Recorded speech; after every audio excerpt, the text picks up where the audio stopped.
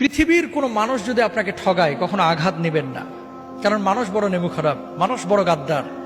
মনে রাখবেন, সব মানুষ পৃথিবীর একত্রিত হয়ে যদি আপনার ক্ষতি করতে চায়, কেউ আপনার ক্ষতি করতে পারবে না যদি আল্লাহ না চায়। মানুষ মানুষকে ঠগাইতে পারে, সন্তান বাবাকে ঠগাইতে পারে, বাবা সন্তানকে ঠগাইতে পারে, স্বামী তার স্ত্রীকে ঠগাইতে পারে। আল্লাহ কখনো তার বান্দাকে ঠগান না, কখনো না।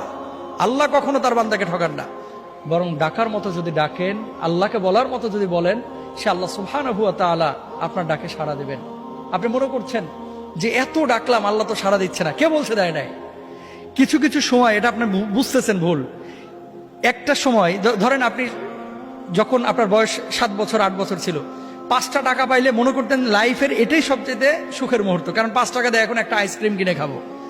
কিন্তু ওই সময় যদি 5 কোটি টাকা আপনারা দেওয়া হতো, 5 কোটি টাকার ভর আপনি সামলাইতে পারতেন না।